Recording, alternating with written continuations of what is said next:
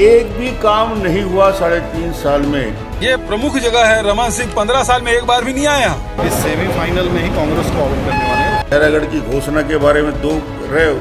आज यदि मैं खैरागढ़ के जिला बनाने की बात कर रहा हूँ तो इसमें सौदाबाजी लग रहा है उनको। मूड खराब करने का काम अगर कोई कर रहा है तो भूपेश बघेल जी कर रहे हैं।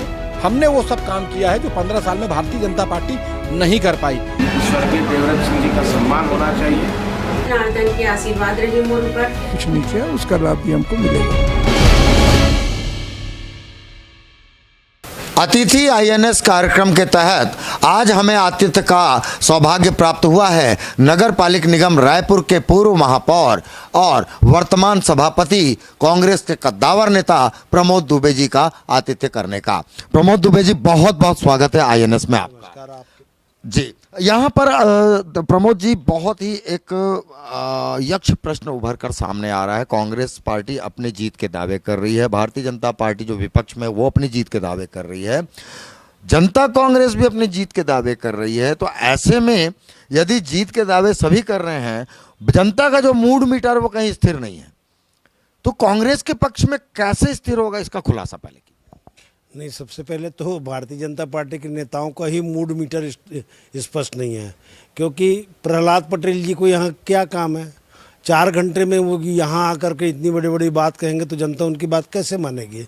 शिवराज चौहान जी आ रहे हैं, वो 6 घंटे के लिए आ रहे हैं, तो जनता समझती है। और इस बात को लोगों के दिल में, अगर आप अंतिम व्यक्ति तक बात करें तो एक ही बात कहते हैं, कका जिंदा है और भूपेश है तो भरोसा है। ये दो चीज़ें ऐसी हैं कि जो उनके कार्यशैली से काम के रूप में परिणित हुआ है। क्या लोग सोच सकते थे कि 220 करोड़ गोबर का पैसा एक गरीब आदमी के खाते में डायरेक्ट बेनिफिट ट्रांसफ़र के माध्यम से जाएगा? आज गांव-गांव में किसान खुशहाल है, आज छोटे छोटे लोग खुशहाल हैं।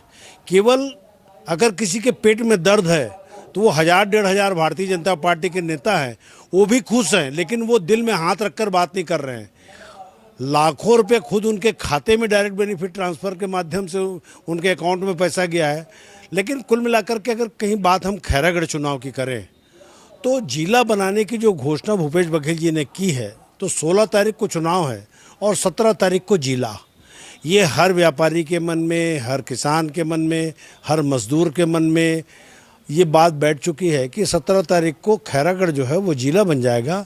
अब उनको 50 किलोमीटर राजनांदगांव जाने की आवश्यकता छोटे छोटे कामों के लिए नहीं पड़ेगी, जिसके लिए वो तरस रहे थे, जिसको 3-3 बार वो डॉक्टर रमन सिंह जी को उन्होंने वोट दे करके उनकी सरकार बनवाई, इसी आशा और विश्वास के साथ। लेकिन अब डॉक्टर रमन सिंह जी को देख करके यहाँ के लोग गाना गा रहे हैं कि दिल के अरमा आंसुओं में बह गए और हम वफा करके भी तनहा रह गए। मतलब दर्शकों ये सीधा सीधा इशारा था कि जो भारतीय जनता पार्टी जो विपक्ष की भूमिका निभा रही है वो दिल पे हाथ रख के इन सब बातों को स्वीकार कर ले, जिस प्रकार के आरोपों सत्ता पक्ष पे लगा रही है। सत्ता पक्ष ने ये भी साफ साफ इशारा कर दिया कांग्रेस पार्टी ने कि हम जो कहते हैं वो करते हैं। तो इसमें जो कि आपने कहा कि कहीं चुनावी गुब्बारा टाइप का तो नहीं वो लोग फोड़ना चाह रहे हैं कि सत्ता पक्ष जैसे बुलबुला शब्द का प्रयोग कर रहे हैं वो आप लोगों की घोषणाओं पर, तो उसको आप अगर पलट के जवाब देना चाहें तो क्या कहीं वो लोग तो बुलबुला नहीं फोड़ रहे हैं विपक्षी दल? नहीं, देखिए, भारतीय जनता पार्टी के लोग पिकनिक मनाने आए हैं 14-15 दिन के लिए, और जिस प्रकार से उनके नेताओं ने अगर बहुत अच्छा काम किया होता तो कम से कम 14 सीट तो नहीं आती। कोई भी किसी भी सरकार को देख ले आप, हम भी विपक्ष में रहे, लेकिन 34 से लेकर 40 सीट तक के हम लोगों ने प्राप्त किया। आज भारतीय जनता पार्टी के नेताओं के पास ये स्थिति हो चुकी है कि धड़ों में इतना बटे हुए हैं कि 14 विधायक हैं और 14 के लोगों का 14 गुट है। वो यहाँ खैरागढ़ में भी देखने को मिल रहा है। इन्होंने अजय चंद्राकर जी को बुलाया था, उन्होंने साफ मना कर दिया, और कई नेताओं को बुलाया था, उन्होंने साफ मना कर दिया। ये स्थिति है कि उनके खुद के कद्दावर नेता ये कह रहे हैं कि आखिर हम करेंगे क्या और जनता के सामने कहेंगे क्या। पुराने जो उनके वादे थे 15 साल में, उसमें उन्होंने कोई वादों को गंभीरता से पूरा नहीं किया। मोबाइल बांट दिया तो टावर नहीं, स्कूल खोल दिया तो टीचर नहीं, कॉलेज खोल दिया तो प्रोफेसर नहीं, अस्पताल खोल दिए तो डॉक्टर नहीं। तो ये सारी चीज़ों को लोगों ने अपनी आंखों से देखा है। उसी के चलते अब लोगों को इसीलिए भूपेश है तो भरोसा है, ये बातें स्पष्ट हो गई हैं। और देवव्रत सिंह जी का अगर कहीं हम बैकग्राउंड देखें तो देवव्रत सिंह खुद कांग्रेस परिवार के सदस्य रहे हैं। और हमें ऐसा लगता है कि जिस प्रकार से दोनों चुनावों का अगर हम कहीं अंतर की बात करें तो लगभग 34 से 35 हज़ार वोट की मार्जिन से कम हम चुनाव जीतेंगे।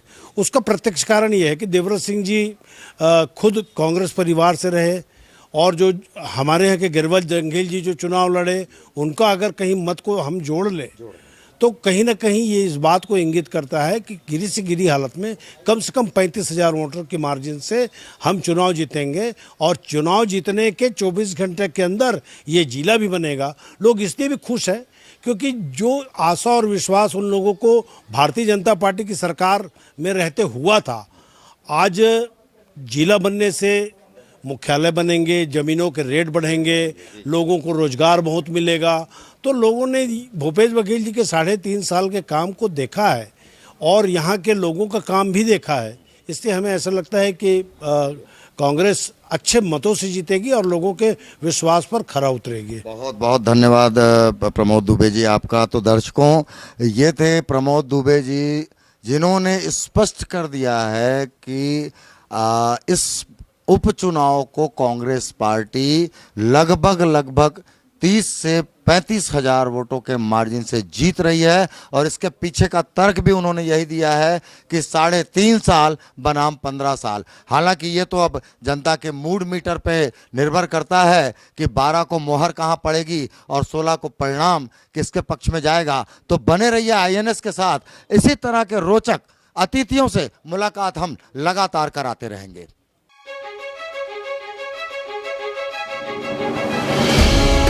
एक भी काम नहीं हुआ 3.5 साल में। ये प्रमुख जगह है। रमन सिंह 15 साल में एक बार भी नहीं आया यहाँ। इस सेमीफाइनल में ही कांग्रेस को आउट करने वाले हैं। खैरागढ़ की घोषणा के बारे में दो रहे हो। आज यदि मैं खैरागढ़ को यदि जिला बनाने की बात कर रहा हूँ तो इसमें सौदाबाजी लग रहा है उनको। मूड खराब करने का काम अगर कोई कर रहा है तो भूपेश बघेल जी कर रहे हैं। हमने वो सब काम किया है जो 15 साल में भारतीय जनता पार्टी नहीं कर पाई। स्वर्गीय देवव्रत सिंह जी का सम्मान होना चाहिए। जनार्दन के आशीर्वाद रहे मोर पर। कुछ नहीं किया, उसका लाभ भी हमको मिलेगा।